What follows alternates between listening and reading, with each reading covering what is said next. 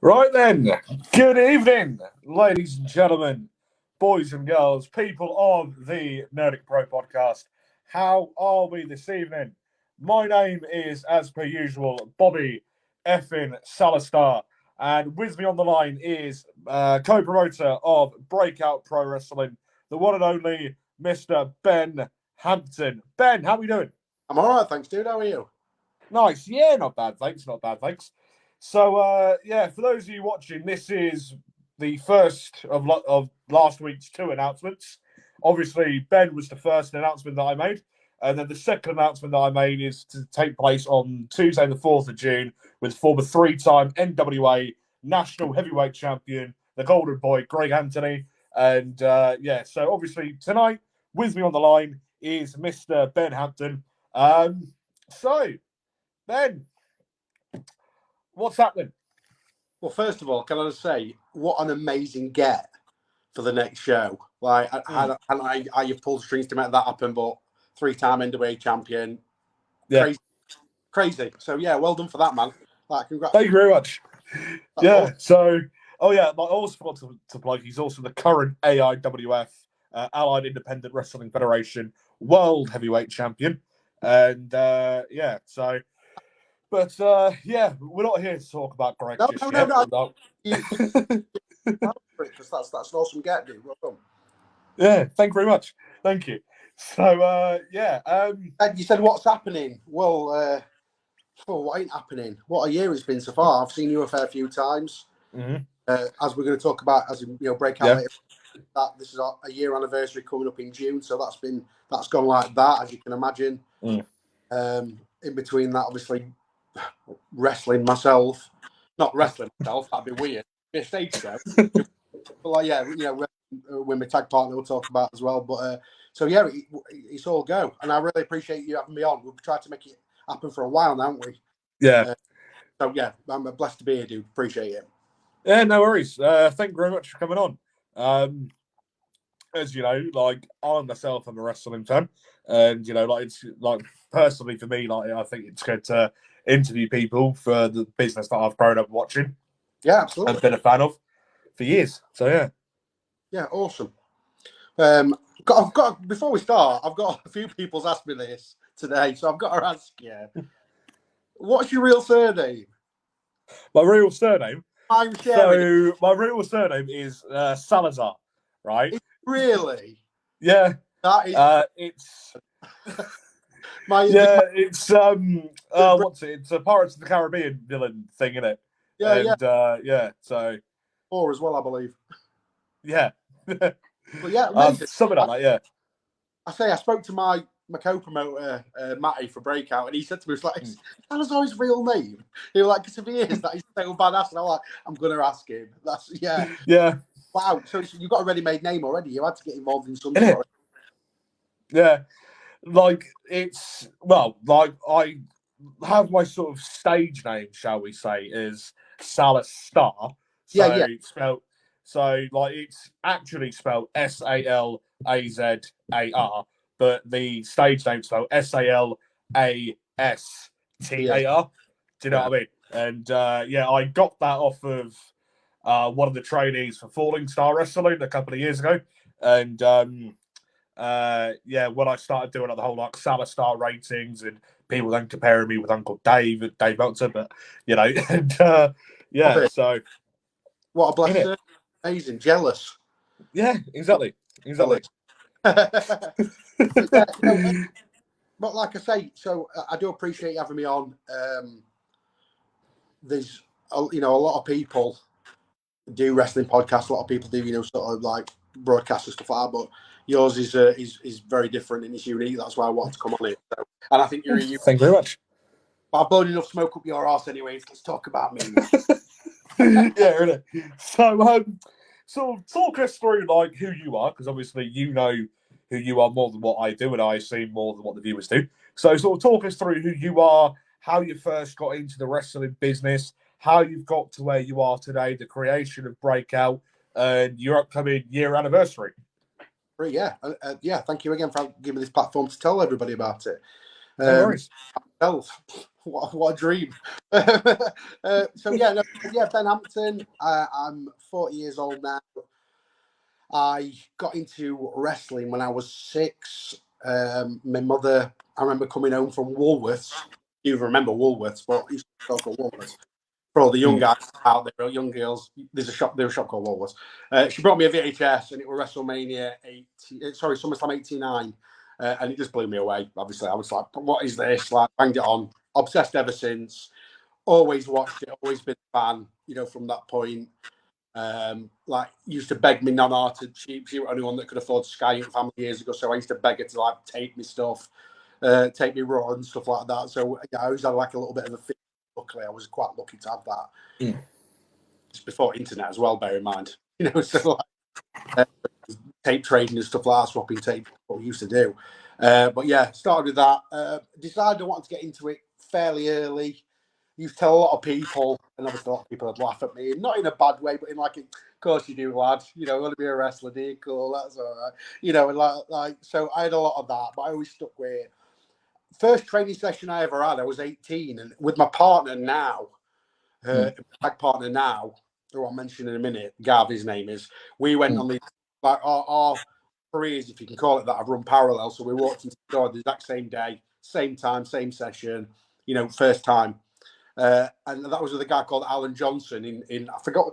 People are going to kill me when they watch this because I can't remember what the club were called, but it was Hillsborough, Sheffield, and there's a little YMCA, just a little crash match, almost like a church room. And we went for a couple of times when we were 18, and then for some reason we didn't go back. Wasn't like we couldn't hack it or anything like that. Things happened, life happened. So then, fast forward to. This year is our 13th year in wrestling, me and Gav together. So 13 years ago, met 2 guys, one called Mark Sanders, Mean Machine Mark Sanders, and one guy called Andy Hogg. They ran a promotion called Elite British Wrestling in Sheffield, and NCWA was the training centre for it. So that's where we went to train. Yeah. Luckily enough to be trained by Mark Sanders, who was an amazing, big guy. Really good trainer. Andy was good. We used to get some, Doug Williams used to come in, a few other people. Nice. We have seminars fairly regular as well, which was cool. So blessed to be in that situation. Me and Gav started our first match.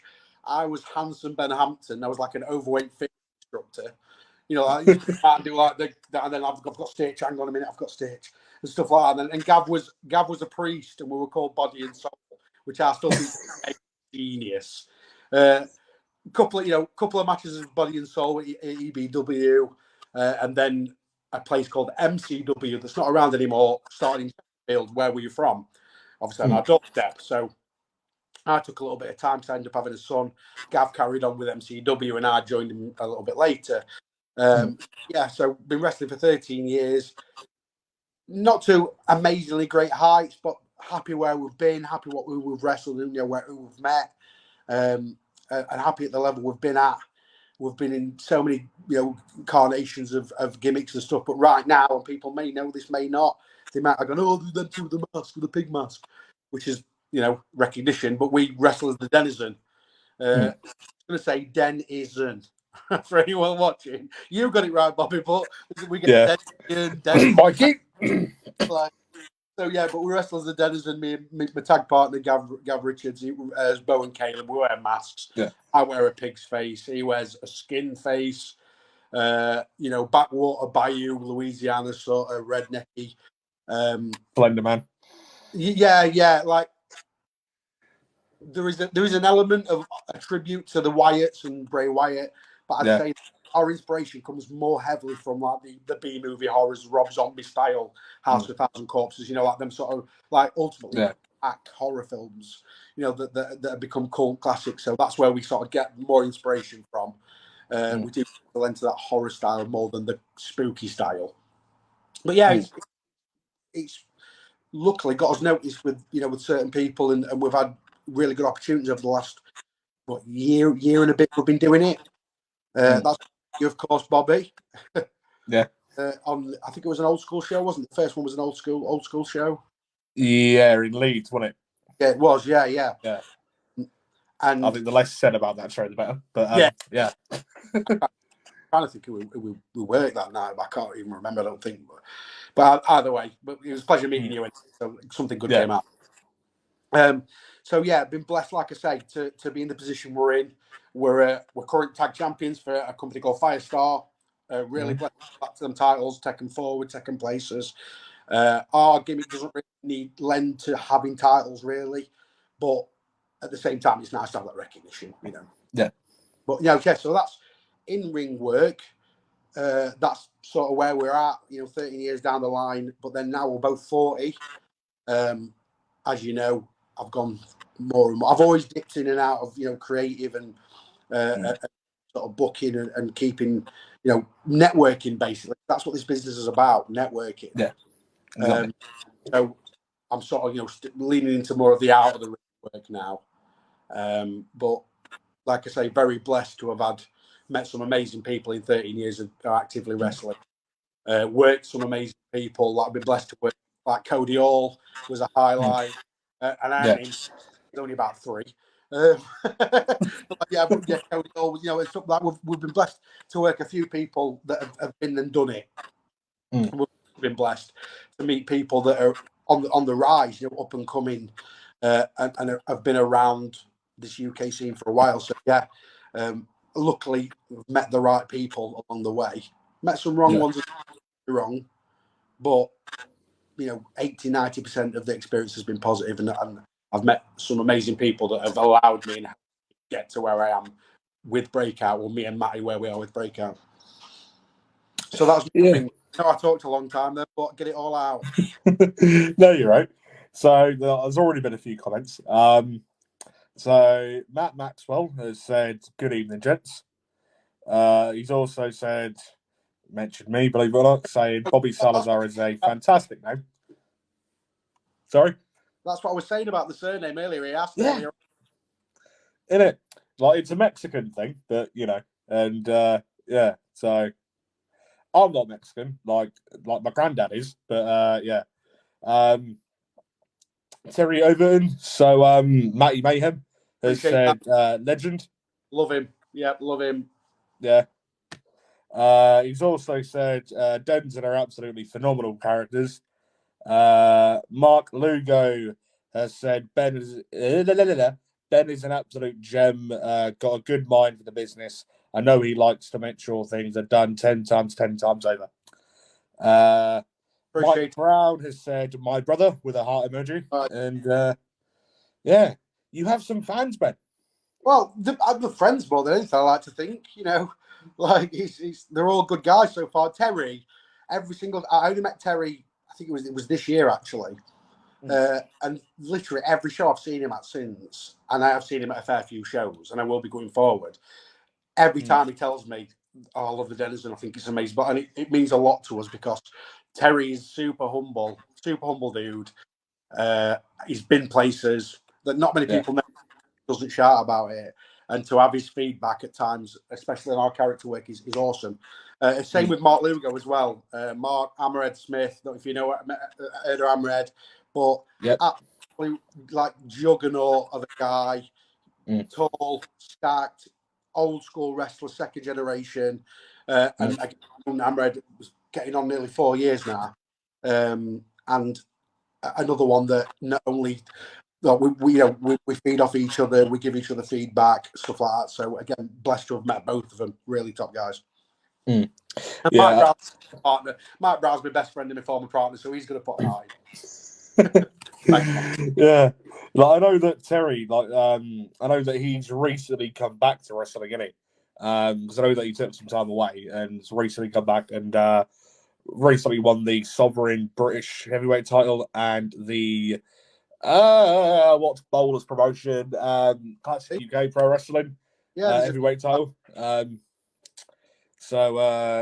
Literally 2 world titles in the space of. So he won that in October and then 6 months pretty much, and So Matty Mayhem has been at BreakOut before, and he'll be at BreakOut again. Really impressive guy. Definitely. Yeah, so it's obviously a tad sort of different to actually getting in the ring and wrestling and actually promoting shows. Sort of talk us through like the sort of creation of BreakOut. Like where did the idea of BreakOut actually come from? Well, actually, the idea for BreakOut is my co-promoter and business partner, Matty, Matt Maxwell. That was always any credit for the name or anything like that. It was all his idea. He did speak to me about. I spoke to a few of his close sort of friends before, saying, "Look, I'm going to do this. This is the vision I've got, etc." And then he originally asked me to come on as a creative team member, which I absolutely thought was like, loved that idea. Need something, want something, and need something to do when I stop in ring work. And I know everyone thinks they can fantasy. Everybody can fantasy book. Don't think they can. Everyone can fantasy book, but it doesn't always make sense. And like to be able to to have that sort of I love. There's no better than sitting down with a pen and paper, and just jotting ideas down and this and that, and bouncing off each other and ringing. I'll ring my partner Gav. I'll ring Matty a lot randomly. He's sat having his tea. Hey, Matty, I've had this idea for this, and vice versa. And these are the people I want to be around. This is what I want to be doing. So when he asked me, who was this to be a creative team member, I was like, amazing. This is great. I don't know how it's going to work, but I'm down for the ideas. And then as it went on a bit more, we did the first show, which was amazing.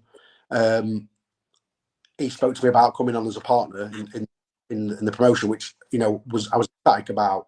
50 sort of partnership. We get all the spoils together. We get spoils together, but we also deal with the shit together. So it's a nice little partnership. I respect Matty. I respect his Matty. Me and Matty we have come from different sides of wrestling. So we bring different ideas into the mix together. Two people with the same sort of ideas. We do off each other a lot. So yeah. So Matty approached me about running it with him. Again, very blessed to accepted that. And this is off June the 9th will be our 1 year anniversary. Doing shows. We have an amazing, I'm not just saying because we use it, but it's an amazing venue called Symphonia Suites in Billingham in the northeast. Yep. And honestly, when I say it's got like a scaled down Hammerstein ballroom feel. Got a stage on there because it's used for obviously productions and stuff. It's got a lovely big balcony. And you can fit a fair few people, and it's got that sort of old school, like theatre look and feel. It's a really good venue. Blessed to have a residency in that venue. Or they love what we do. We love being there. So we can use that going forward. This will be our 6th, if I remember rightly, our 6th show again in the year. It's looking stacked already, and I'll happily run through some of the matches we've got if that's all right. But we've been blessed to have so many, already in a year, so many amazing talent come through the door. And this is the genuine, amazing spiel. It's truth. I love watching wrestling as well. So to be able to, I know people joke about Tony Khan, he's got a box of toys, and but he has. But that's what I've been promoting. Who do I want to see against each other? Who's got the best chemistry? Who works well together? Who's up and coming at the time? Who deserves a shot? So it is like picking and choosing. That's what I love about it. So already we've had again Hammerhead Smith's. He won our championship last year, and he's coming up on a year-long reign now. I mentioned him earlier on. Martin Kirby through the door. We've had Matty Mayhem, Tim Strange, and Mick Wally. We've had Modern Day Mafia. We've had Gareth Thompson or Gaz Angel. We've had again ex-Jack, Nicky Starr, and a lot of talent from the northeast as well coming through the door. Blessed to have had PPW guys and have a bit of a partnership with PPW, Pacific Wrestling. So they've had, we've had Axel the Clown, Music Man, Posty Malone, Ellis Barker, B.A. Rose. Again, we're blessed so far. And this is only in a year. So we've been blessed that we've had the support from all those guys and girls. That's like Leonie Roselli made through the door. We're actively aiming to grow our female roster as well. But that I say, that's within the first year. I don't think if you ask Matty the same, we dream we'd be in this position a year on. Already. Exactly. I know a lot of promoters have seen this already and felt this, and it's a great feeling. But we learn what it's like to have to run out of room at the last show, start taking people balcony, stuff like that, which we'd not had before. So it's building that area. Billingham, it has wrestling coming through it every now and then, but nothing permanent. So again, we're really, really blessed to have the venue we have, the support from the we have, and that includes yourself, as well, having us on here, and to also have a clear vision of where we want to go in the future, but not rush that, because a lot of you, it seems as you get excited and we want to do this, I want to do that, and it's slow and steady sometimes, especially when it comes to promoting wins a race. So again, it's been a great experience so far. It has been a really good experience so far. I'd love to get to the position where we could take it on the road eventually, or even if it was just round the northeast a bit more in that area. But for the time being, we've got a good home base, we've got a good crowd that's regulars coming back, and we've got people that want to not only enjoy working for us but want to work for us as well. That's all we can ask for. Yeah, exactly. I was going to say, like, if you create good enough work environment for people, put on a good enough product as well, then people will want to come back and work for yourselves, and people would want to come and continue spending their money and buying tickets for shows. Do you know what I mean? Because if promoters are if the promoter's got to be like an absolute cock, right? Like excuse me, French, but then wrestlers ain't gonna want to go back. If the wrestling's got to be terrible, then paying customers ain't gonna want to Well, they have no reason. They're not gonna want to come back. Do you know what I mean? So, no reason to enjoy it, and that's what it's about. Yeah, exactly. So Terry's also put, so Matty Mayhem has put, BreakOut is an amazing place to come and work. I honestly believe it'll go places under Matty and Ben. Early ICW vibes. Wow, thank you, Terry. Getting compared to Mark Dallas then, up in Scotland. And as well, Matthew Bell Simpson has put, love how far we've come in a year. Every single person involved has made this happen, and it's incredible what we've built. So, yeah. Again, Matthew, my co-promoter at BreakOut as well, and the visionary to BreakOut. Definitely. So, with the upcoming show in Billingham, what matches can we expect to see happening at the show then? So, we've got, for the year anniversary, we've got quite an interesting... I'll say quite an interesting card. It's a very interesting card, but because we've been doing it a year now, then the stories are starting to take place. Take shape, and rather than the first couple of shows when it is like, well, let's see who gels and let's go, with it now. Again, stories are starting to build, telling themselves and writing themselves, which is only a good sign. Can only be a good sign in that respect. We've not announced everything so far, so I've got to be careful here, Bobby. You might get an exclusive. But so far, I'll have to explain. We have two championships so far. We have the BreakOut Heavyweight Championship, which is the champ is Hammerhead Smith, again coming up to a year-long reign, and our inaugural champion as well. Fantastic athlete worker, and been really proud of what he's done with it. And we have a mid-card title called the the Blockdown Championship. Now this championship acts as, for want of a better term, the Money in the Bank. So if you spend it 3 times you automatically, after the third defense, you automatically cash it in and you'll receive a world championship. There's no choice in that. Obviously that's where everyone wants to be ultimately. So that's what you. But now I'm all right. I'll just keep this. It's not how it works. So yeah. So we've got sort of like how they used to do Option X with the X Division title. A bit like that. Yeah. Whereas this is just three straight defenses. If they can make it to the 3 straight defenses, they've ultimately earned a chance to wrestle for the world championship. And that's Nicky Starr. He's our lockdown champion. So coming into this show, we have a guy called X Jack. I don't know if you've heard of X Jack. If you haven't, please go in on YouTube, check him out. He's from the Northeast. He's very, very good. He's just come back from America as well. I've been blessed to go to America and wrestle over there. And him and Nicky are really, really good friends. They've been up and down the country with Kevin Owens, Sami Zayn vibes. Yeah. X Jack has been undefeated in, I think, 3 shows now. and feels that he deserves a title shot at the Blackdown Championship. And he's also put a video out expressing these views. I believe Nicky has responded, and I think it's gone up tonight as we're talking. So that could be a match. And if that is a match, then that's two best friends wrestling for a championship, where this is Nicky's third defence. So Nicky's got to defend his championship to get a title shot for the World Championship, but he's got to go through his ex-best friend, his best friend, whoever. I think you see they're both fantastic, wrestlers. So if Nicky has accepted that challenge, again, I haven't seen the video myself while we've been talking, then that'll be a very, very juicy match for the Blackdown Championship. If X-Jax wins, then it's a new era for this title. If Nicky wins, then he's got a title shot, whenever he wants. So there's a lot on the line in this match, providing it's gone through, and I really hope that Nicky has. He's a fighting champion. I don't see why he wouldn't have. But that possibly might happen. We'll see. I say hopefully. We've got a new team debuting for us. They're not a new team on the scene. They're they're scarily impressive.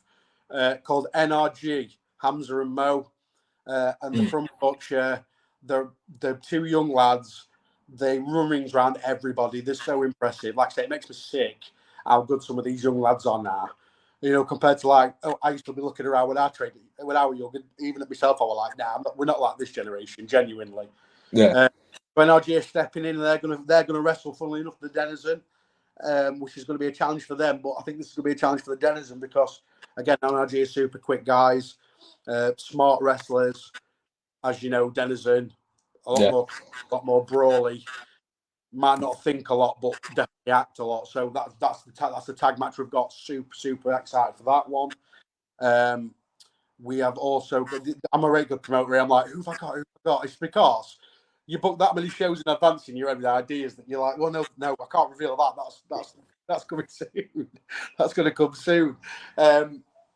We've got, like I said before, Matty Mayhem is going to be returning. He's wrestled for us a few times. Got a really good crowd. Matty Mayhem's going to be returning, and this match is going to be. It's probably going to steal the show, and that's no disrespect to the working on the card. It's going to be Matty Mayhem against Kai Aaron. Again, if you haven't Kai Aaron before, so good, such a great athlete, flippy, 450s, shooting star pressers. A lot of like high flying stuff. And him versus Matty Mayhem is going to be generally probably going to steal the show. Let's be honest. I challenge anyone else for that not to be the case. On that card, I challenge them because that match is going to be a show stealer. So far, we've got the World Heavyweight Championship match hasn't been announced yet. Will that one? Because that's a big announcement. And that's coming soon. I'd love to get an exclusive. I've got an exclusive for you later, Bobby. Don't worry. We've got. It's like I said. It's going to. It has grown and grown over the shows we've done. Just to digress one moment. But it's not been a constant growth. The first two shows we had were fantastic. The third show, depending on whether I think it might be the time of the year, wasn't as great. So we were like, I don't really know. As it dies straight away, you know what I mean? As the momentum dies, and then the three shows since then have been amazing. So you have to sort of clamour, not clamour, but you have to sort of get your thinking heads on. And as the show grows, obviously you want to bring in the big names of the bigger talent. Exactly. And the reason I bring this up is because something we have announced is on the poster. He's had a breaking out post as well. We've got Isaac North on this show. And what a beast. I was trying to think how to describe him then, and in my head I had that many words going through my head then for him. But beast come out. I don't know if you've seen Isaac yourself, but again, and that's like that's bringing in someone that's getting around on the scene, that's a big name, that's fantastic and impressive in the ring, and was buzzing when we reached out to that's another thing I'm trying to say about. And you said earlier, when it's a good stage atmosphere and we try and run it the best we can, people do so happy for us to reach out to them or to reach out to us. Quite a few big names that we've spoken. I say big names. When I say that, people are watching like, what? WE guys, ex-WE guys, but I mean, like, the big names in the UK scene that I've met on other shows. I'm like, when are you going to get me on BreakOut? And I'm like, oh yeah, soon, dude. In my head, I'm like, holy like awesome. Like this is cool. This is cool. Yeah. So again, growing that roster, keeping the sort of pillars, to quote, same as AW, but we do have, hard have been on every show. But like merging these new names in with the regular guys we've got is super exciting, and that's what we've done. Year show. That's what we've tried to do. That was my original point. I brought it back round. You see, I talk a lot, but I do hobby. We've tried to make matchups that, although they follow a story, are still first timers. Like, I'd love to do every single show. I'd love to do first time matches. You know what I mean? Like, but like, it's hard with like who had you worked? Who blah blah blah. What you working here or there and getting exclusive sort of stuff. But I'd like to think, like I say, the other 3 matches we've got coming up are exclusives. I believe none of them have been seen before. So none of the 3 matches we've got being announced, none of them have ever wrestled each other. So that's super special, I think. So when they get, sorry, I can't tell you now. Obviously, I haven't announced. Yeah. I mean, like, it's good on the breakout page because every match in this card's amazing, but a lot of them are first time. Yeah, like, it's good to sort of give the fans something different, because if they're seeing, because in sort of certain areas in the country, like, you see loads of different promotions spring up out of nowhere, right? And then, because obviously they're all like very local to each other, chances are like they'll use a couple of wrestlers from here, a couple of wrestlers from there, and whatever. So like the fans probably would have seen these people before. Do you know what I mean? Like, wrestle each other like a million times before. Do you know what I mean? So like, if you put in people that chances are like that certain areas never actually seen, or like never actually seen together, do you know what I mean? Then chances are people will then, willingly go and buy a ticket to it, because they're like, oh, okay, so so and so's wrestling Joe Schmo. Do you know what I mean? And rather than seeing the same crap, different Joe. Do you know what I mean? So I agree, and it's also like you say. So there are territories in the UK, whether people refer to them as territories or not. Yorkshire, North East, down, Midlands, everything. There are territories do exist, like you say, where a lot of people, North East, there's a lot of the same people on the show. What we try and do at BreakOut is, yes, we want to use the North East talent because we're in the North East, and there's some great talent there. But again, it's bringing in these newer guys from the South, from Wales, even from Scotland, all over the country and all over the UK to wrestle. So you say, like, for instance, Nicky Starr is a big name in the North East. He's been seen a lot of people. But like you say, if they see a poster, they see, just hypothetically, Nicky Starr versus, Gaz Angel, for instance. Yeah. Oh, this is our favourite, but we've never seen him wrestle this guy before. So it's finding that balance, because, it doesn't just come down to expense. It comes down to the fact that we're very blessed in that North East to have a massive pool of talent up there already. But again, like, it's not becoming, and this is no disrespect to anyone else in the North East, they're all fantastic promotions, but it's becoming another North East promotion. Yeah, exactly. And that's what we're trying to find, that balance of bringing in new guys. And I think we've done really well with that so far. Yeah. So I touched on it earlier, tiny bit, like, about the fan interactions with the matches, right? So as a promoter, like, how do you see the importance of the crowd's reaction to a match? As in, like especially somebody who wrestles, because if the crowd are just sitting there being like, what, and then just, or like flicking through the phone, right? Like, it's not the sort of things that you want to see them sort of doing. Like you want to see their, see them like clapping their hands, cheering, whatever. Do you know what I mean? So like if the crowd are continuously invested in a match, like, would you say that, like, the crowd investment is like an important thing for a match? Well, of course it's massive. The crowd also makes the match. The guys are amazing. The girls are amazing in the ring, and the skills are, like you said, you can wrestle in a ring full of a room full of people, and no, it's not going to make it. No, it looks impressive, but no one's there to make it. The atmosphere. There's no atmosphere there. I would say I thought you were going to ask me who I thought it were going to be down to if the crowd are dead for a match. And I was going to say, ultimately, it's the promoter. I don't think it's the guys at all, because it's the promoter that needs to, like you said, get that right, that nice balance of chemistry and right who works well with who. You know, I spend hours, literally hours, and so does my tag partner Gav when he comes down, watching footage of guys, you know, different footage of people, seeing who works well together, because I think it is down to the promoter.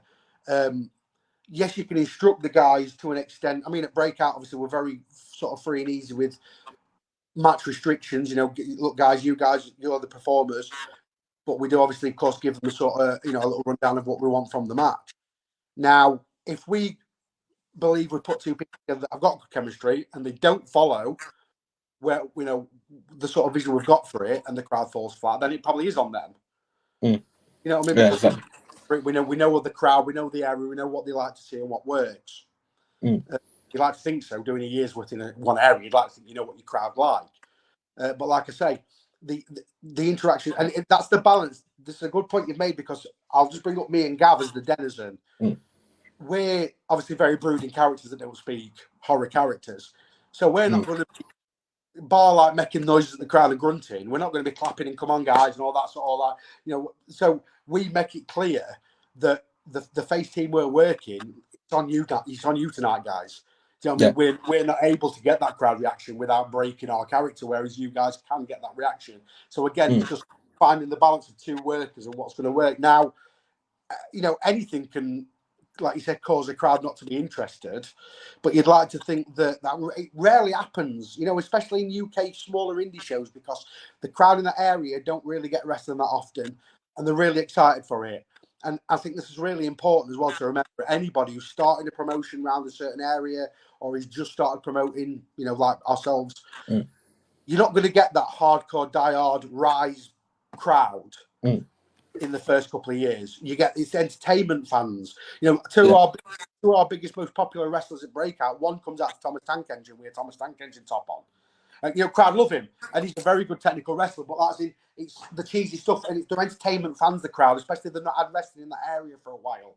So, like, I know a lot of promoters, a lot of friends of mine that go like, oh, you're like, oh, we want, you know, like, hardcore sort of fans. Look at Rise, look at this, look at that. Look how long they've been going and how much hard work the promoters have put into building that base. You know, I love. I like 18 plus shows. And I like hardcore, not hardcore as in the match type, as in like hardcore fan shows. So like, oh, we're all March, down. But family shows are so much. The atmosphere is so much better, I think, because there's no more unpredictable than kids and the reactions they give to stuff. And how loud they can be, and like how, like, you know, into overdrive. So yeah, I love doing like the family shows, and I like hearing the crowd reactions, and it lends more to the show. Like, it's nice having a crowd full of you know, guys going holy shit, you know, like, that's cool. But at the same time, I think it's better to hear an entire crowd of families enjoying themselves, because they are there. They appreciate the workers more, I think. Do you know what I mean? And the entertainment show. There's no you effed up chants. You know, there's none of that stuff, which people are entitled to chant, but the crowd watch it as a pantomime. Yeah, you know, exactly. Entertainment crowds, and I think and it's real. I think there's like innocence to that. You know, the cheer the goodies and the boo the villains. Yeah, it's ultimately how it should be. Obviously, get your cool heels, but I was going to say, like, I've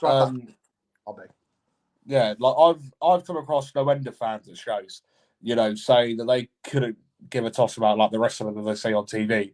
The fact that how they're going to wherever and getting to spend the night with the family, you know, watching wrestling, seeing the kids happy, you know, seeing the partner happy, them being happy, you know, because they've paid for something that's actually worth the, I don't know, 20 quid for a family ticket or like that. Yeah.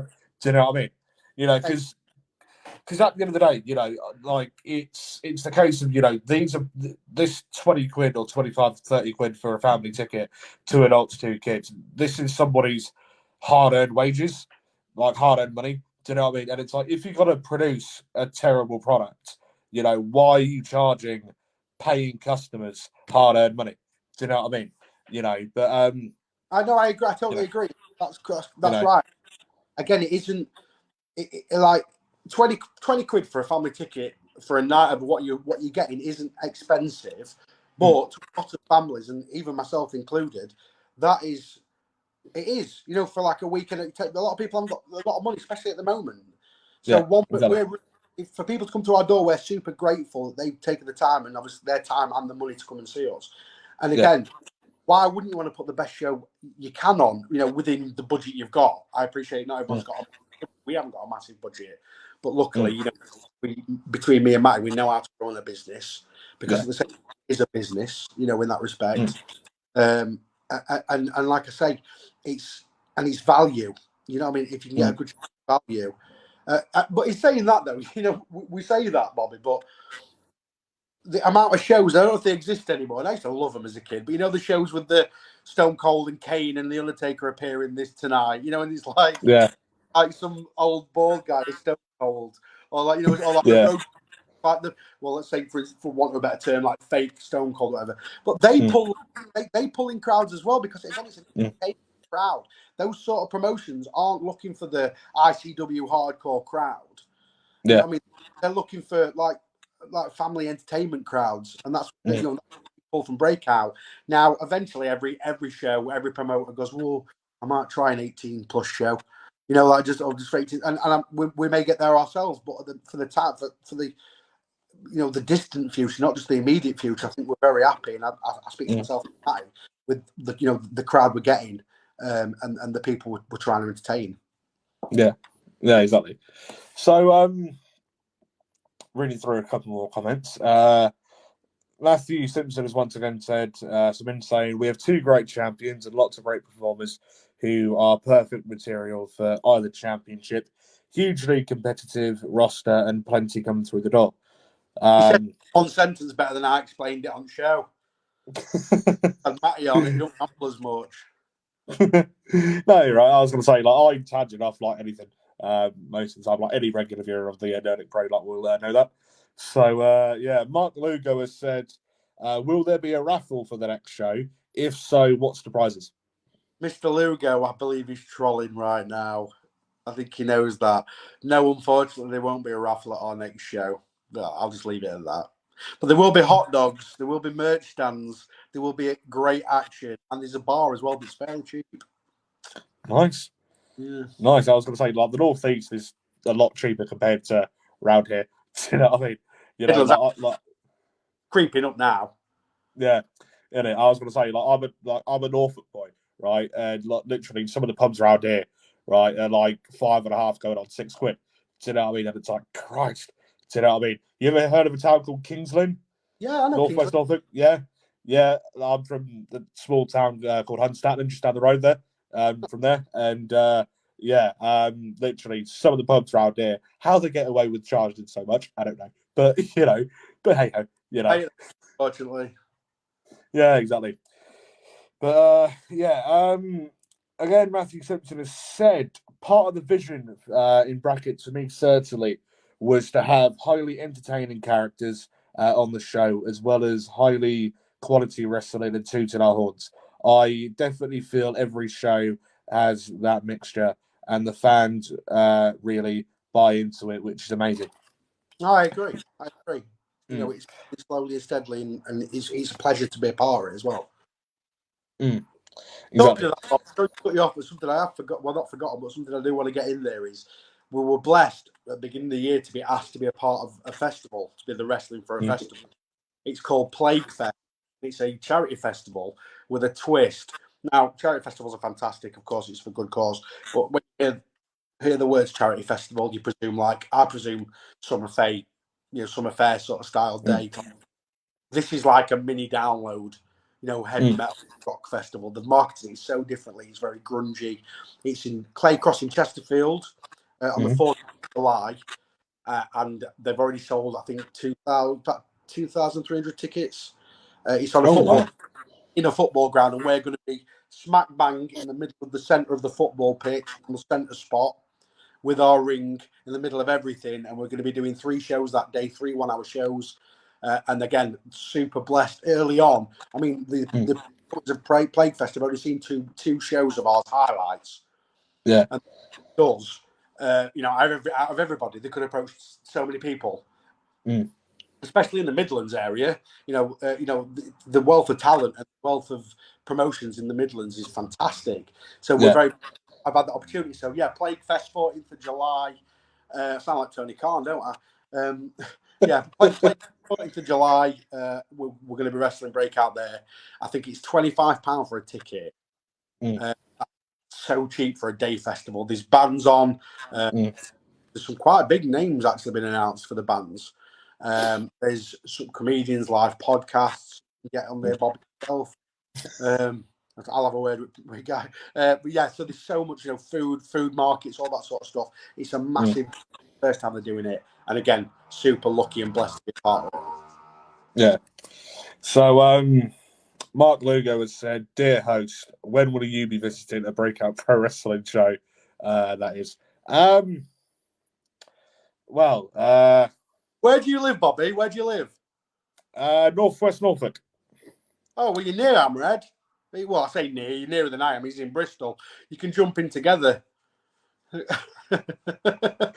How far is Bristol from me? I don't know. It's close. It's closer than we are, though. Surely.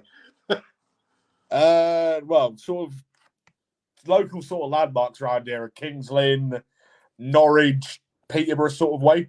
I'm shit with geography, I'll be honest, but I'm sure he'll tell us in a minute. But no, just to answer Mark's question for you, dude, you're more than welcome any time. It's just a case of politics. Thank you.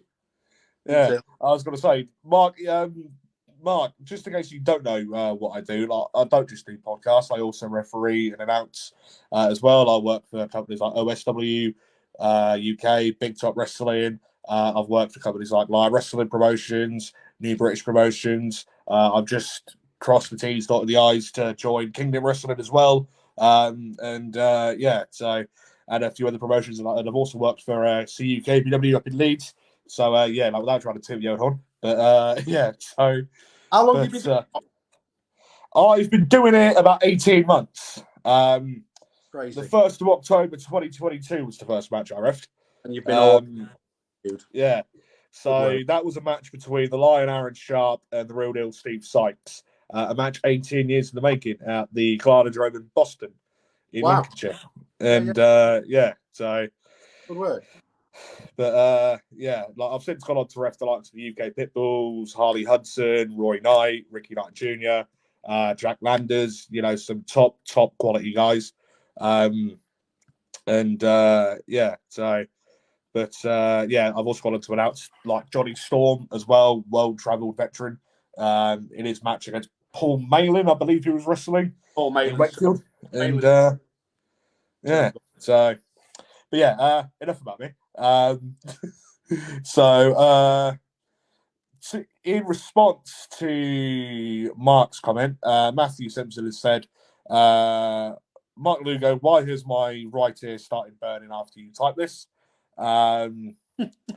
Mike Brown has put Kingdom.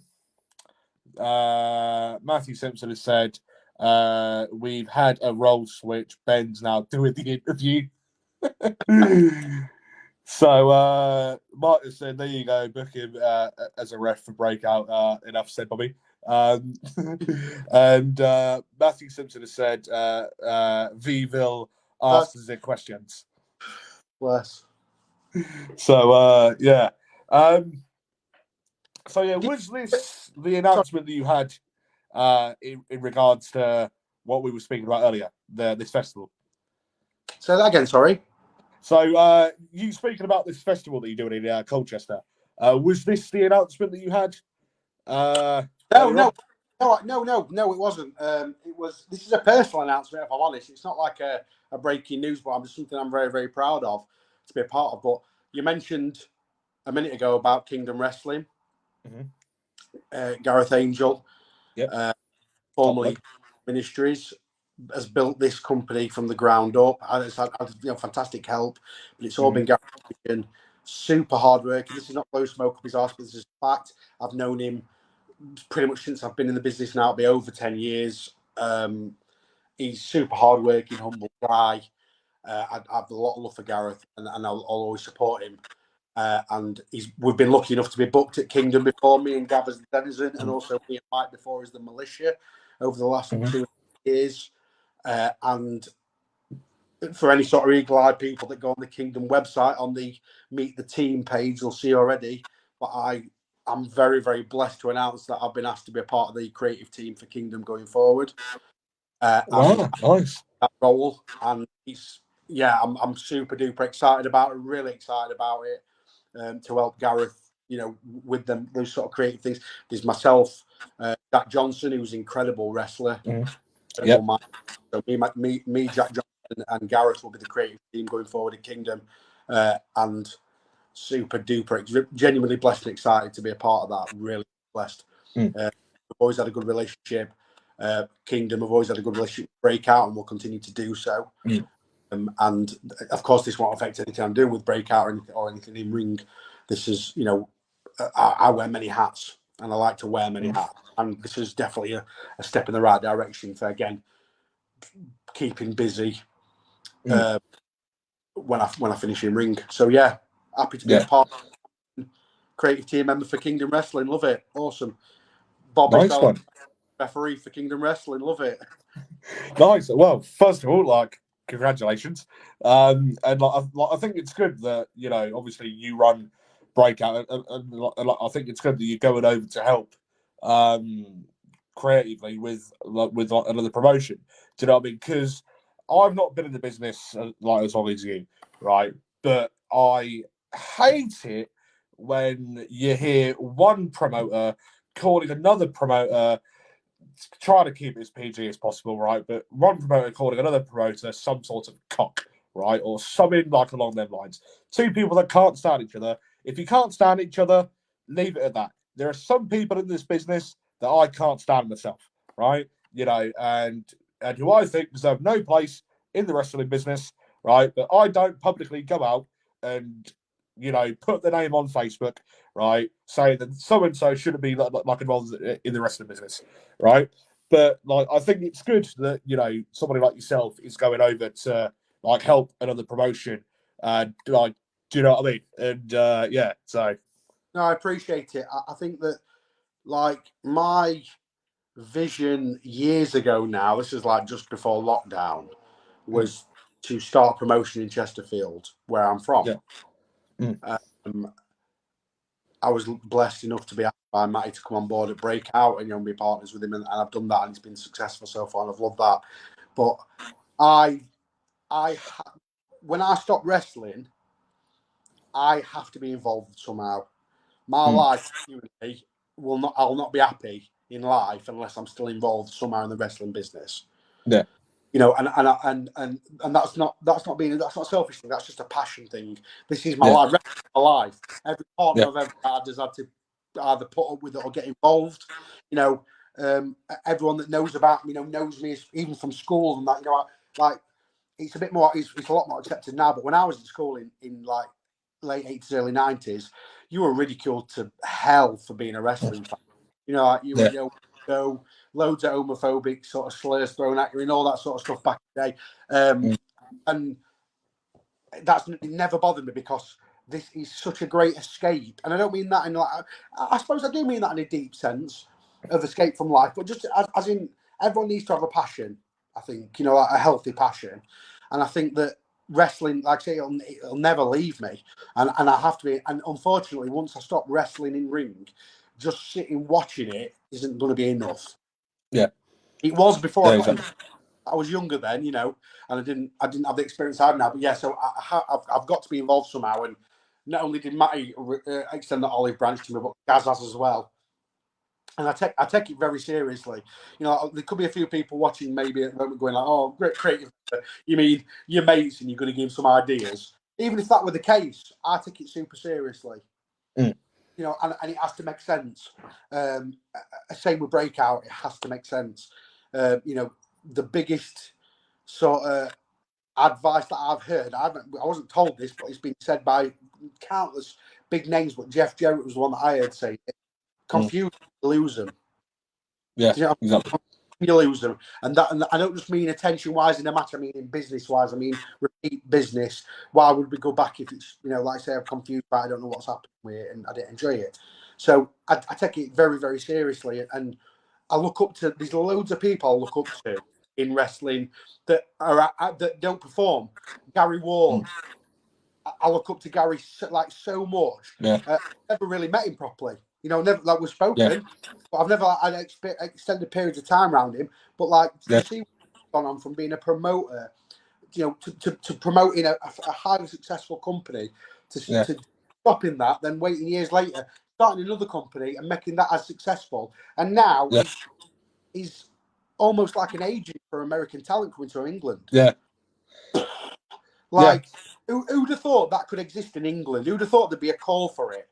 Yeah, exactly. And to see what he's just one example, but to see what that man's done is incredible, and the amount of respect that he's earned, over everybody. Like if I've done like a tenth what Gary Ward has done in the business, I'll be super happy. And that goes for a lot of people, not just Gary. That goes for a lot of people that I know and that I've seen that are highly respected. Yeah, like I say, it's a serious business. It's a good laugh, but from the business side of things, it's serious. And I genuinely think not only do I want to be involved in it in the future, but I feel like I've earned a right to be involved in it. Yeah, exactly. Yeah, I was going to say, I've seen some stuff on Facebook saying with Gary that he was, because Eric Young came over here a couple of times last year. He was Eric Young's agent for Eric Young's UK tours. Now, sorry, the list he's got now is crazy. Yeah. Like clients, Moose, TNA champion. He's got a UK tour coming up, and he's agenting him as well. So you know what I mean? Steve Macklin, Ethan Gresham, EC3, crazy. Yeah, exactly. And fully deserved the accolade, for the hard work he's put into it. And again, there's so many people like Gary Ward that I look up to, and that I think to be saying like, if I could even make a scratch on what these people have done, exactly. I'll be very happy. When all's said and done. Exactly. So going back through some of the comments, as there's been quite a few. Matt Dill has said, loving the stuff I see from BreakOut. Hopefully we'll make a show soon. Big love, Ben. Just to interrupt you before you go to the next one. So Matt Dell, I won my first ever singles title, beating Matt Dell about 8 years ago now at a place called PWA Phoenix Wrestling in Leamington Spa, and Matty guided me through that and looked after me loads. So thank you, Matt. I just want to say, I never get a chance to say this really. We don't talk that often, but thanks, Matt. I appreciate everything you've done for me. Nice one. So Matt Simpson has said, big shout out to Gareth / Kingdom Wrestling. Gareth was instrumental in helping me materialize the original concept of BreakOut, and I owe him a great deal for his advice. Fantastic guy. Callum Jakester has said, I love this man, pulling it towards you. So again, Callum Jakester, if you're not watching this kid, and I'm talking to promoters, whoever's listening, don't matter if there's 3, 4, 5 people, don't matter. If you're not watching Callum Jakester, you're not watching, because again, this laddo, there's a handful of people that I can think of right now, and Callum is definitely in that handful of people that he's going higher and higher and getting better and better and better. And I've worked Callum a few times in ring, and there's a nice fair old gap in between times we work each other, but every time we do, he's just got so much better. Loads of respect for Cal. Appreciate that comment, Callum. Yeah. I've had the pleasure of sharing the ring with Callum myself in a match for the NSAW Northern Division title, a BWF show. I believe you were there in Wakefield at the end of February in his match against British wrestling legend Tiger McQuiggan. And I've met Callum before, but first time I've actually got to work with him. I think that you're able to tell like the passion from him, like from his stances and like his moves and all that. You know, like you can tell that he actually cares about how his match actually looks. Do you know what I mean? Which I think like is an important thing. Do you know what I mean? Like for wrestlers. Do you know what I mean? I agree, and he listens. And that's one thing, and you know, like he'll listen. Callum always approaches. If I'm at a show that Callum's on, he comes to me every time after. Oh, have you got any feedback, Ben? Do you mind giving me a bit of feedback and all that sort of stuff? And I always feel like weird about it. No, I don't mean this in a bad way if you're watching Callum, but I appreciate asking him. As in, like, because I think in my head, like, the fuck am I to give you advice, you know, or like give you feedback?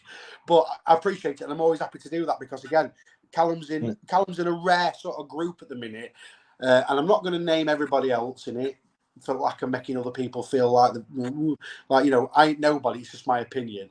But Callum's in a bit of a handful of like an elite up and comers at the minute that people need to be watching and giving chances to, because he like humble. He's a humble kid, humble for it. He listens and he works, and he deserves opportunity. Yeah, definitely. So Mike Brown has said, "I've got nothing but time and love for Gaz." We love Gaz Hour. In it, like I've had Gaz on the podcast before, so if you want to give love to Gaz, then go check that podcast out. And, so Matthew Simpson has said, wrestling first and foremost, regardless of what role you have, is a form of art. We all take our art very seriously, and there's nothing wrong with that. Very, very true. Callum and Jakester has also said, again, I will say Ben is absolutely one of the guys I look up to. I will say Ben is absolutely one of the guys I look up to. I'm wrestling. There's times where he's been the first person I've come up to after a match because it's him I wanted the feedback from. That Callum.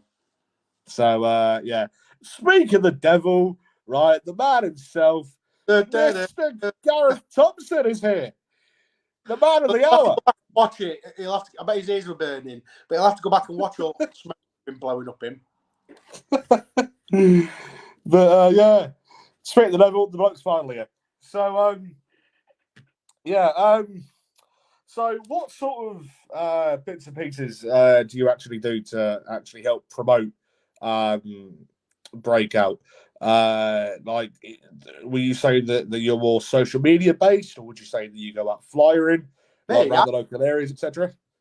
So Matt, I don't know. No, I'm glad you brought this. I'm glad you've asked this question actually, because it works. We have different sides of things, me and Matty. With Matt being living in Billingham, in the area where we put the shows on, and obviously me being in the Midlands, I can't readily go up there and fly around the area all the time. So Matty and James Stoke, who's one of the staff, a trusted member of our team at BreakOut, they go out together and they put a lot of hard work in, flyering and hustling around that area. And same with the social media. Matt is a social media whiz. What I do is I reach out to all the guys and girls. I'm still just creative. I'm just a glorified creative member. Let's be honest. I'll be honest. But no. I like with me. Matty understands. Obviously, with me being in the business a lot longer and with me networked up and down the country for years, I've got a lot of contacts, a lot of guys that I like to bring in. I like to make sure that's smooth. I like to, make sure we're paying people, what they deserve and what they're asking for. I'll make sure all the guys are in cars together. So, for the travel, make sure everybody can get to the shows. And then, although Matty does do a lot on show day. I'm doing the same. I'm in the backstage. Matty's on the front of house, backstage. So Matty's running the front of house. I'm running, making sure everybody's okay, running through our spots in the match, which me and Matty have spoken about before, relaying messages, just making sure everyone's comfortable and having a good time. I'm the host of the locker room, basically. We've got a very nice balance of where it is, what we do together. It's that's why I think more obviously joining Kingdom as the creative member leans in towards what I've been doing a lot with BreakOut as well. But yeah, no, make no mistake about it. When it comes to the hustle of the local area and the flyering and the social media side, that's all Matty. and he works on. Again, it was his original. You'll say, obviously, we are 50-50 partners now, and I appreciate that, Matt. Asked me, but again, I want to clarify that it was Matty's vision originally. I just come in and tweak bits and bobs and bring sort of side of experience that Matty doesn't have, and that's what I think. Like, if I don't, I've worked for a couple of promoters. I'm not going to name their names, right? Who on show day, like, they don't wrestle themselves, right? But like on show day, all they'll do sit there, think about on their phone or what have you. Couldn't really care less what's going on, like in the ring, But and what have you. They do very little advertisement locally, online, what have you. Right. However, I will plug one gentleman who I believe you sort of know. That's a gentleman by the name of Adam Paris, who promotes CXW down in Braintree. Right. For those of you unfamiliar with CXW, and with Adam Paris, fantastic promoter, right? He goes out locally to the venue, locally, like in the local area from the venue, dressed as the Macho Man Randy Savage, going door to door, selling his shows. And at his last show in Braintree in Essex, he sold more than 500 tickets. Bearing in mind, he's promoted less than double digits of shows, right? Yeah. And the fact that how he's, I believe his least attended show was 250 people, right? And exactly, so I think that somebody who goes out door to door, locally, shopping centres, car parks, and everywhere, wherever, in the towns, yeah, exactly, goes out handing out flyers and actually sells his show, I believe is doing the right thing. I think the promoters that couldn't really care less about like the promotion style of things, and then wonder why there's hardly any people in the venue, right? You've only got yourself to blame. Do you know what I mean? Again, you can ask. Like a lot of people. Again, we at BreakOut obviously do encourage our roster for the shows coming up to push it, but there's only a certain amount of you can ask of a roster to do it. You've got to do it yourself.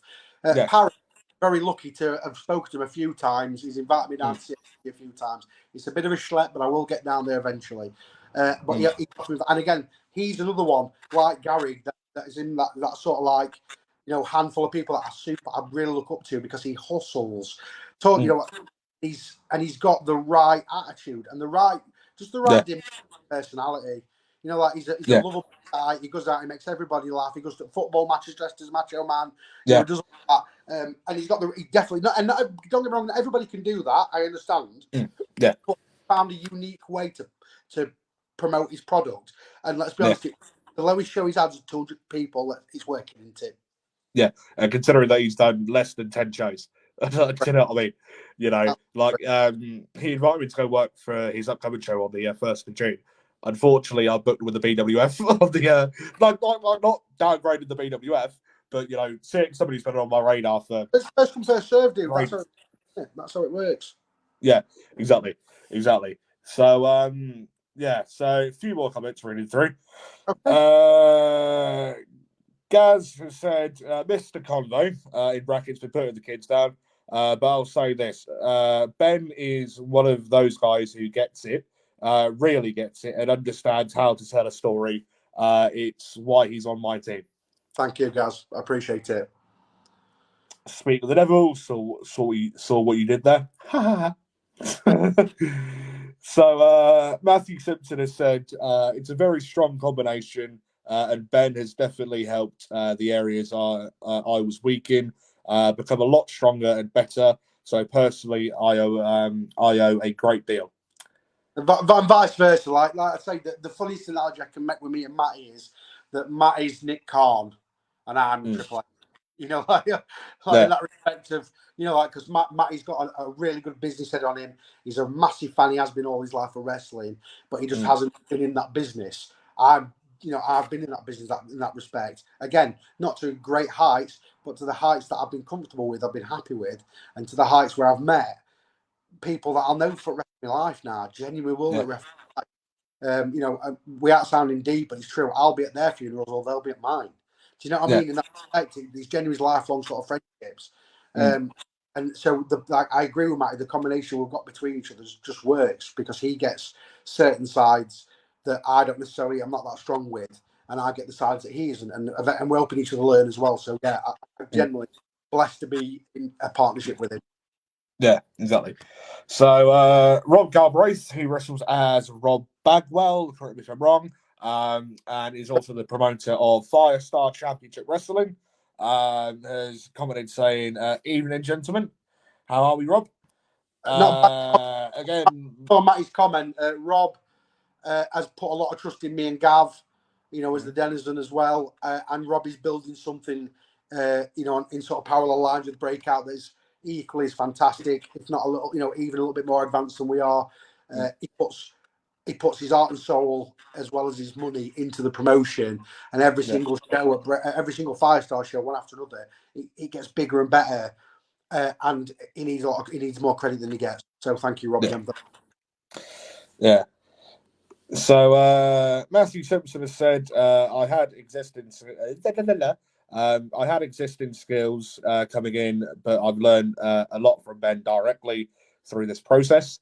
So obviously goes to show that you've put in like a lot of time of effort. I need to learn to speak. It obviously goes to show that you've put in like a lot of time, like energy, passion into the business. Do you know what I mean? So just hearing like some of these comments, like what's going through your head thinking that you're hearing all these people saying all these wonderful things about you? I always joke with everybody, especially, if we're running ideas off each other or they go like, oh, that's a decent idea. I always said to people, I'm not just fat, bald and Jewish for a reason. I think that me and Paul Heyman have a lot of stuff in common. And that's how dare you say that, Ben? But because again, Paul Heyman, out of anybody in the entire wrestling business, I look up to the most. I have, and that's come from someone that wasn't a fan of ECW either. I wasn't, I didn't grow up on that. But like, I look up to him loads, and I like to model myself, very, very, very loosely. I can sort of see the resemblance now you say it. So, but yeah, so and to hear the respect he sort of gets from everybody in the grand scheme in the massive sort of field. It makes me quite emotional because I love the business and I love the people I work with. I love the people I meet. Like I say, there's all certain people we don't get on with. I understand that, and it's always going to be the case. That's c'est la vie. But at the same time, you don't really hear that sort of stuff about yourself. Do you know what I mean? You don't really, because it's not in a human nature for people to come up to each other and start telling them how good they are. Stuff like it's awkward. Or not how good they are. Complimenting them. It's hard to take and give compliments, just being human beings in general. But it's humbling. And all I will say is to everyone that's obviously ever given me an opportunity to get to where, again, the level where I'm happy being at, which I am very happy being here. And for all the people that are going to help me in the future and allow me to help them in the future, I'm super grateful for, Bobby. Super grateful for. I don't try to be. I never try and be anything I'm not. What you see is what you get with me. I'll meet you. Mark Lugo will tell you this more than anything because he hates it when I put him down. Right, and I don't mean that in a bad way, but me and Mark will talk, and he'll go like, "Oh, do you not think I'm good enough for this?" And I'll go, "No, I don't know, not a minute." But you will be in the future. You know what I mean? But again, he's like, obviously we joke about it stuff, but because I'm being honest about it, I like to be honest with people. I like to, just shoot down middle and shoot straight. And like I say, I'm in a really good position. Wrestling's been there's no like blah blah, sub story here, and I'm sure you've been the same, and everybody watching's been the same. Wrestling's been there for me in horrible shit times of life. Like when I've not wanted to do anything, I've been in a situation where I've not wanted to do anything. And, I've been depressed and I've been in a bad way, except to be a part of wrestling. Yeah. That's the only thing that when I've been down, I've been shit. I don't want to go anywhere. I don't want to do anything. I don't want to speak to anyone. But you know what? I'll still go Rumble 92 on. Yeah, exactly. I'll calm myself down, and I'm in a safe place with a passion that I love. And that's wrestling's always been there for me. And it sounds really cheesy. Everyone will relate to this. Yeah. You know what I mean? That's what brings us all together, and that's why we're all the same ultimately in the wrestling community, because wrestling's been there for you. Without it even knowing, because it's obviously not.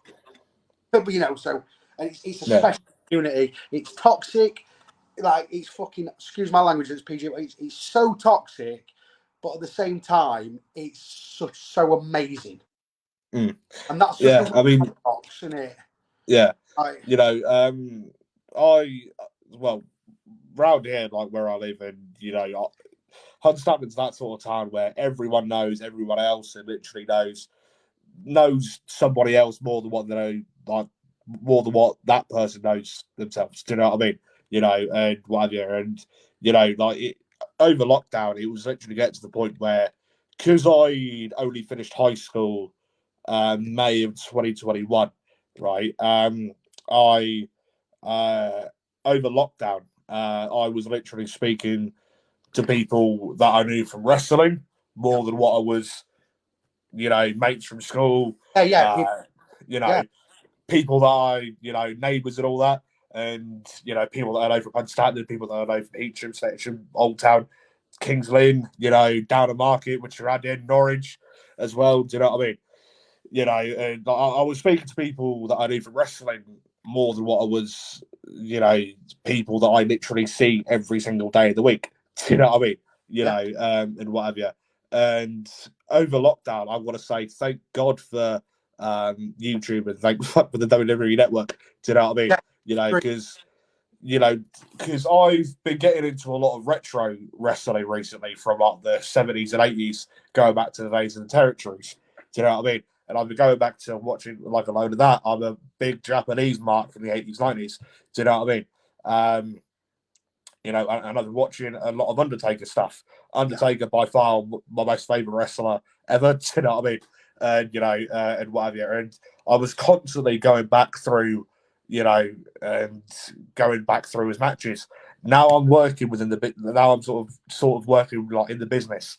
I'm sort of studying bits and pieces that wrestlers do, and studying like the referee, like how they react to a certain move, certain bits and pieces. Do you know what I mean? And what have you. Do you know what I mean? So all I want to say is, thankfully, I was born in the sort of what's the word? Internet boom sort of thing. And so what shows can people listening to this podcast expect to see you at in the coming future? I appreciate you asking me that. We've got unfortunately I'm on my phone at the minute, or I pull up my diary, but like near future you've got coming up, you'll see as part of Kingdom Wrestling on the creative team, but at the same time, I was first and foremost booked as a performer at Kingdom, so I'll continue to do that as and when. Luckily enough, on the 27th of May, next Monday, a week on Monday, this Monday coming, on Bank Holiday, you can catch us. Gareth's going to kill me if I get this wrong, but I believe it's Hull. It's Hull. Dennis Wrestling in Hull next Monday. You can catch us at Firestar in Ripondon. Every single show will be at Firestar with the tag team champions there. We've been given a great opportunity. The roster's great, and we always have great opponents at that show as well. You'll catch me either in the ring at Breakout or running around like a blue horse fly, same as my partner. Breakout shows as well.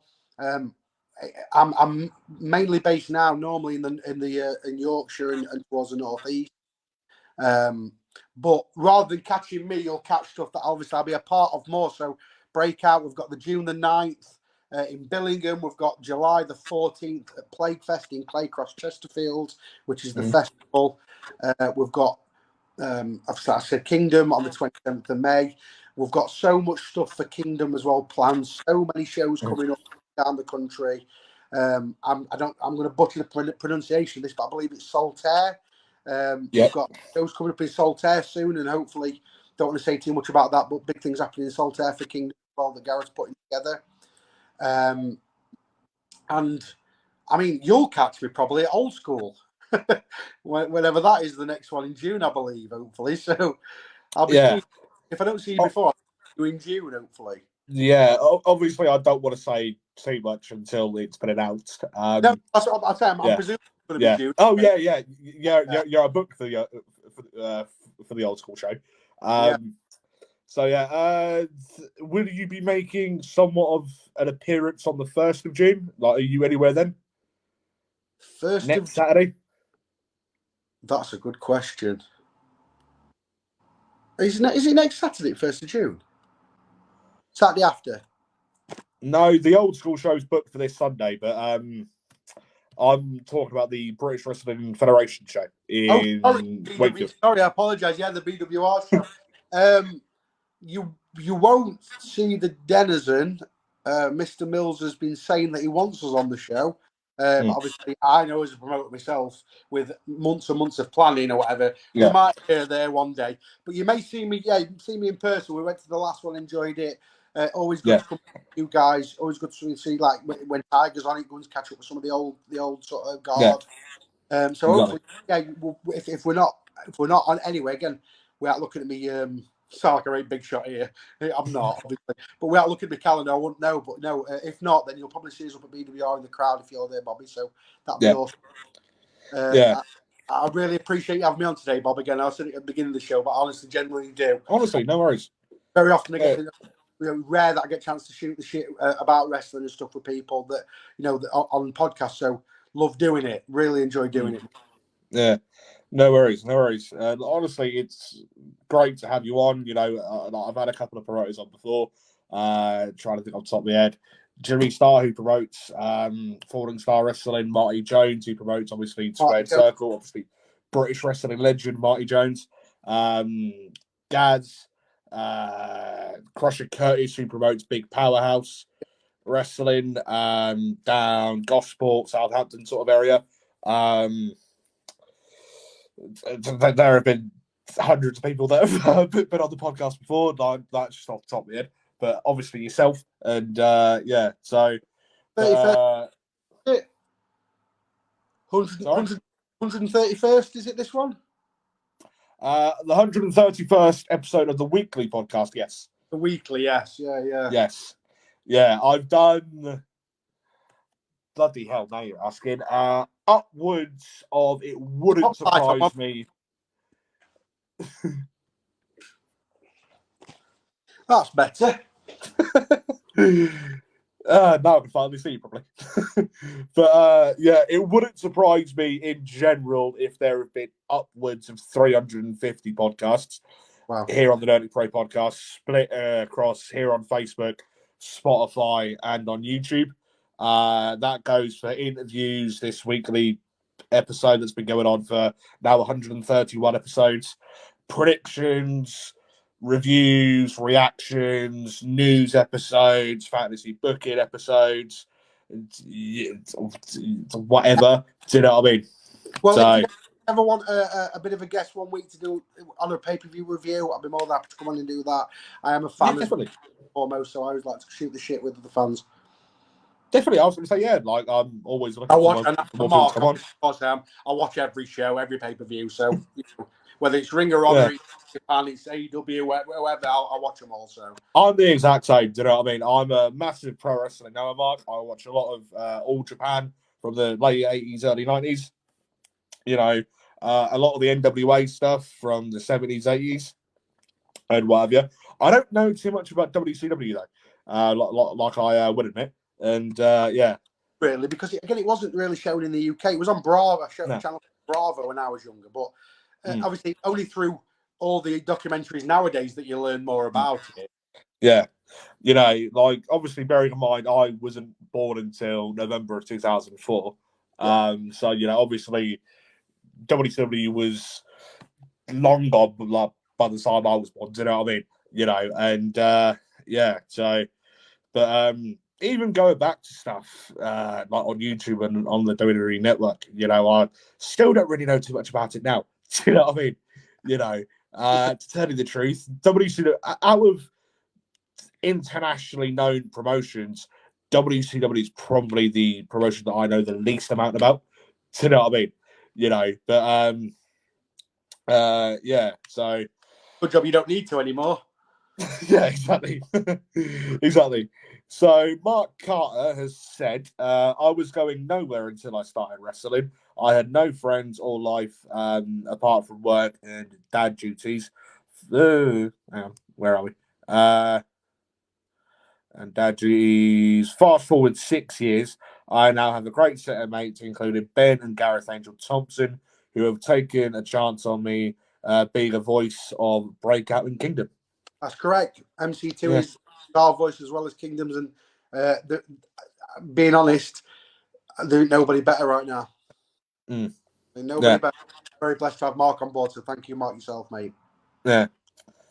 So, Matthew Simpson, it's refreshing to watch a podcast where the host doesn't talk over the guests, and it's actually been a well-structured conversation between you both. Well, thank you very much. Professionalism at its best. No. I wonder who could be referring to as other shows, but anyway, yeah, rather. By the by. No, I appreciate it again, Bobby. Honestly, it's been a blast, mate, and the chance to possibly people that don't know who I am, don't know what I promote, they obviously go and check us out. BreakOut, we're on Facebook. BreakOut Pro Wrestling. We're on Instagram. BreakoutProWrestling.com for tickets. You'll see us everywhere. Same with Kingdom as well. Kingdom Wrestling got their own website. Kingdom Wrestling online on Facebook, YouTube, etc. as well. So yeah, just 2 more comments before we do start to call it a day. Graham Guest has said, "Hi Ben, my brother." Graham Guest is a lethal weapon. Not many people know about him, but he's a beast. He's not a wrestler. He could be, but he's not a wrestler. He's a beast. Nice. So you probably won't want to see this one, but Matthew Simpson has said, "You turn the lights back off." Oh, lol. So yeah, where can people find the Denton BreakOut, etc., on social media and upcoming events? Like, I know we touched on it a bit briefly, but people just tuning in, where can people expect to see your face at places? Oh, don't. Yeah, Denizen, we're on Facebook. Search the Denizen, that's Denizen, Denizen, for anybody who needs to search us out. We're also on YouTube as well, with every time we work somewhere else or a new promo goes out on YouTube, and we're also on Instagram, the Denizen.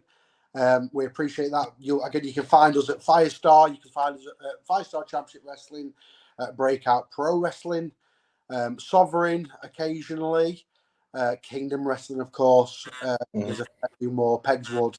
There's quite a few. And we appreciate the opportunity from the promoters. Again, we're getting on now. We're both 40.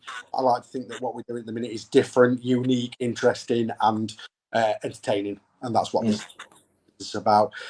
BreakOut, like I said before, BreakOut Pro Wrestling on Facebook, on Instagram, BreakOutProWrestling.com for any tickets and information.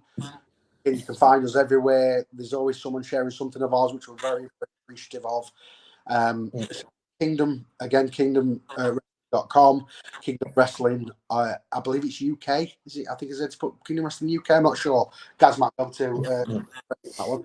But yeah, on Facebook, on YouTube, big things happening in all respects, especially in Yorkshire, in the Midlands. I'll have a project as well, possibly have a project to be announced for Chesterfield, the Midlands area, coming soon. We'll see how that goes, but that's something in the distant future. But apart from that, yeah, all good social media outlets, guys and girls. Search us out. Like I say, anyone who's a fan of the old school B-movie horrors and wrestling will be a fan of us by anyone who's a fan of fantastic wrestling and family entertainment will be a fan of Kingdom, Firestar, everywhere else that you can find this mush.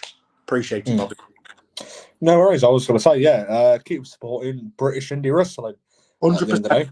I know it's the saying, people say it all the time, but if you are sat in your lounge and you're a wrestling fan and you have the money and there's a show happening 10, 15, 20 minutes down the road, go and please support that company.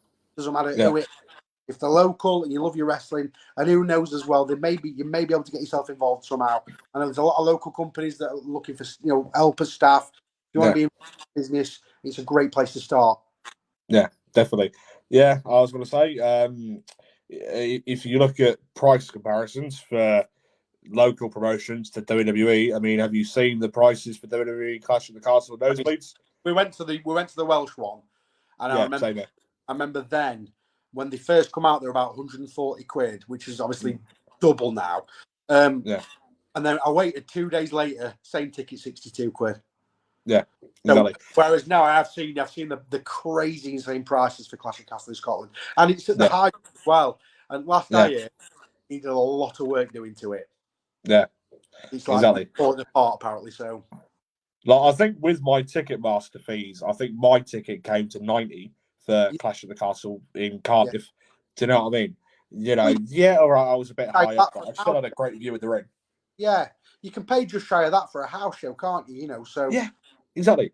I've got a co-host here on the Nerdic Pro podcast by the name of Robert Evans. He promotes Radio V75. Recently interviewed Wesley and Serico for his Showbiz Report podcast. In fact, I knew Wesley, and sorry, I'm not embarrassing him here, but Wesley, and there's also another a well-known name in the UK business called Wing Commander Nash or Miles. Yes. When I first met those two, and this has been over 10 years ago now, they were Disco and the Geek. And Serico was Disco West, and Wing Commander Nash was the Geek. And I've got photos of us from years ago dressed like that. So, like always a special place in my heart for Wes and especially Nathan, Wing Commander. Yeah. So, I remember Robert saying, because he's going to WWE Fight there in Norwich at the Norfolk Showground in September, he was saying that he'd much rather spend £50 for a local independent British wrestling show, where you can have a VIP meet and greet the afternoon before the show, right? Exactly. You have early entry to the show where you have, I think, 2 dark matches that only VIP members can actually have access to. And as well as a load more matches on the main show for 50 quid. Whereas WWE Clash at the Castle, you'll be sat up in the nosebleeds and you'll be spending just shy of 400 quid. Do you know what I mean? Yeah. When I booked my ticket for Clash at the Castle in Cardiff, I remember looking at the ringside seats, and some of them were going for just under £1,900, just under £1,900. Then you've got the booking fees on top of that as well. Do you know what I mean? And it's like, no chance in hell am I paying that. Do you know what I mean? Get there, you've got the Snap, buying Snap all day. Yeah. Get you a bit of merch if you want it. Just a funny story, Bobby. So I know we're going to wrap up soon. It's time's going to. But a quick funny story about Clash of the Castle in Cardiff.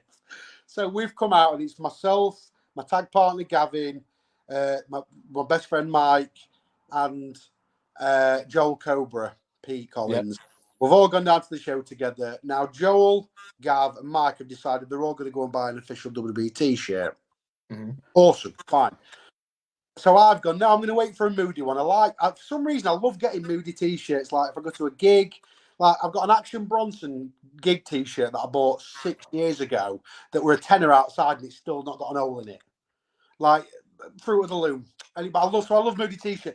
I says, no, I'm going to wait for a Moody t-shirt. So we've gone up, and as we've got to like the middle of Cardiff or the centre, a guy selling t-shirts on his arm, and he's like, WWE t-shirt. So I've gone, how much, mate? He's gone 15 quid. And I've gone, I've only got, we take a tenner, I've only got a tenner. He's gone, yeah. He's given me the shirt. We've walked about a mile up the road, and I've opened it. And I believe, I might be misquoting this, but it said on it, what did it say now? Clash. It was, instead of Clash at the Castle, it was, it definitely said NXT TakeOver Cardiff on back. Which not obviously the event we've been to. I want to say it was like Clash in the Castle instead of Clash at the Castle. The way it was the most fake and moody T-shirt. Anyway, it was so good. And then it had on the back of the T-shirt. I'm not forgetting this because it was so factual. It said the first WWE pay-per-view held in Wales. And I thought, wow, what a factual piece of. But yeah, so tennis T-shirt, moody as shit. It's got a pay-per-view. It's didn't even happen on it. And yeah, love it. So yeah, I don't really be a long drawn story that, but I love moody T-shirts. Like, if I tell someone if they go to a WWE show, buy a moody T-shirt instead because you never know what to get on them. Yeah, I remember the group that I was in. We walked past this kid, and like I assume he was with his dad, and same logo and everything as the Clash of the Castle logo, but again, like yourself, like instead of it saying Clash of the Castle, it said Bash at the City, right? And yeah, so literally, like you couldn't get any more bootlegger even if you tried. That might be my T-shirt, Bobby. Yeah, I'm not joking. That might be what it says on it. Yeah. It said either Bash at the City. Yeah, either said Bash at the City or Clash at the City, something like that, something stupid, like some crappy little bootlegger shirt, right? Literally same logo and everything, right? And what have you? Do you know what I mean? But yeah, so. But by all means, buy the official merch. But if you get a chance to buy a shit £10 T-shirt outside, the comedy factor, please get one. Oh, definitely. I mean, even if you can fool someone who was actually wrestling on the show to actually sign it, right? No. Surely that's gotta be worth some money. Surely, do you know what I mean? Misprint, love it. Yeah, innit? But going back to what you were saying, it's the price for the experience you get in English UK for the meet and greet, especially for the kids as well. You don't get these things. You don't forget stuff like that. You don't forget. Exactly. The best times of my life were going to all around Norfolk watching Falling Star Wrestling. Getting to see the likes of the UK Pitbulls. I've known Johnny Storm years through going to Falling Star. Known the Pitbulls years. And what have you. And getting to meet so many other wrestling fans who share the exact same passions as what I do. And what have you, and speaking to them regularly on a regular basis about wrestling. But, have you seen this? Have you seen this? What do you think's going to happen? What do you think's going to happen? Are you going to watch SmackDown? Are you going to watch Raw? Are you going to watch SmackDown? No. Constant. Do you know what I mean? And you never know who you're going to meet. You never know who you're going to meet at these shows. Like for instance, as a quick example, Leon Slater. Slater is now in TNA. He's on weekly television. He's so good, but people, families, and that they can come and they will have seen Leon Slater over the last couple of years for a 10 at Bradford. Yeah, stuff. So and that means stuff. I remember meeting him. He was so well now. He's at WWE. He's made it there. He's here. Tyler, Pete, Tyler, and Trent. Back in the we were in Leamington Spa and stuff like that. And Storm and Millie, Mackenzie, all from like that Coventry, Leamington Spa area. And then God, by the time we got there, but to walk into a place where Millie Mackenzie used to wrestle here regular, Tony Storm wrestled there when she was 18, Pete Dunne did. It's inspiring. It's inspiring to to be like, well, that's it's achievable if you put hard work in. I suppose. Yeah, exactly. And speaking of which, this WWE show that they've got coming up in September, Fightmare, right? Formerly known as Paige will be wrestling Saraya. Because that's her family's company, and that's where she started wrestling. Yeah, exactly. This will be the first time she's wrestled for a British wrestling company since I believe 2011. I believe. Do you know what I mean? And the Norfolk Showground in Norwich, and so don't quote me on the date, but I believe it's September 16th, I believe, or thereabouts. And also announced on that show, formerly seen on AEW, Fuego del Sol and the Cowboy James Storm have been announced. Do you know what I mean? And Robert was saying for £50 to be able to get to meet the likes of James Storm, Saraya, as well as all the other wrestlers that'll be on it. The afternoon before, two to three dark matches before the show. Yeah. Like when the general, like before the general admission fans are allowed in, as well as the rest of the show for 50 quid. Do you know what I mean? First 3 rows, I believe. Do you know what I mean? Like, you can't argue with that price. Do you know what I mean? Yeah, and people in the area are lucky to have that sort of show there. Yeah. You know, I think about, and I don't really want to give this guy too much airtime, but for when it was good, I think about 1PW, you know, and like the fact that yes, obviously it went a bit downhill and that, and you know, obviously due to the guy's decisions, but I live 45 minutes from Doncaster. We're like, oh, what's this 1PW show in Doncaster? Who's on it? Osprey, Sabu, you know, like Moose. Yeah. All these massive indie stars, RVD. Then you've got like Big Joe, BA Rose, and all these. And it's like, so any chances, any sort of show like that near the area, buy the ticket and go and see it. Because it's special show, the special sort of shows. Yeah, exactly. So, yeah, Ben, anyways, it's been a pleasure having you on this evening. Have you got anything to add on to the end of tonight's podcast? If we've got anyone left, I appreciate him being here. It's been quite a long one, but I appreciate the platform, Bobby. It's always a pleasure to chat to you, dude. You know, no worries. It's a pleasure having you on. And hopefully I'll see you on the 1st of June if we're not somewhere. Fingers crossed. So, yeah. Yeah, appreciate it. Yeah, it'll be good to have you back on as well to discuss bits and pieces about wrestling and all that. And yeah. Use or something. I'd love to come back on, dude. Yeah. Yeah, definitely.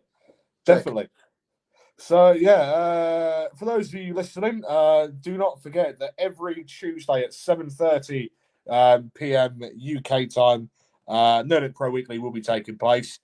In a couple of weeks' time, I've got the date up on here. On Tuesday, June 4th, 2024, I shall be welcoming on former 3-time National Wrestling Alliance, NWA, National Heavyweight Champion, the current AIWF Heavyweight Champion. The NWA title, National Heavyweight title, has been held by the likes of Mr. Wonderful Paul Orndorff, Larry Zbyszko, the Masked Superstar, just to name a few. The current AIWF, Allied Independent Wrestling Federation Heavyweight Champion, the Golden Boy, Greg Anthony, at 4 p.m. Pacific Time, 5 p.m. USA Mountain Time, 6 p.m. Central USA Time, 7 p.m. Eastern, and 12 a.m. midnight UK time. So technically speaking, here in the UK, it'll be June 5th. So, so Greg Anthony is a 24-year veteran in the business. And, so make sure you stay tuned in for that, as well as upcoming shows. I'll be working on OSW Grimsby coming up, whenever that is, this Sunday, as it should be. And then this coming Monday, I'm back with Big Top Wrestling Promotions. Announced on that show, Johnny Storm versus Brett Semtex, Crowley versus Sassy Bear Clarence, Mitch Basher versus Jack Landers, Sunset Skip, Swede Furio versus hometown favourites of Bulk, Big Dave, the UK Pitbulls, and the Alpha Athlete CW Davis, as well as Big Effin' Joe will be issuing an open challenge. And then on Saturday, June 1st, at the Rycroft Leisure Centre in Rye Hill, Wakefield, I'm back with the British Wrestling Federation. Once again, Mr. Lee is issuing his dirty Barnsley shenanigans in not allowing myself to referee the main event of that show between the landlord Mikey Andrews and Tommy Rocker. He will be announcing on the night who my replacement will be for that main event. But hey ho. So anyways, Ben, it's been a pleasure having you on this evening. Thank you, Bobby. And so fingers crossed, we shall be crossing paths within the next few weeks. I'll catch you on the flippity flip. So yeah, anyways, ladies and gentlemen, boys and girls, people of the Nerdic Pro podcast, my name has, as per usual, been Bobby effing Salastar, and with me on the line has been the one and only Mr. Ben Hampton, and we shall be seeing you all later. Goodbye.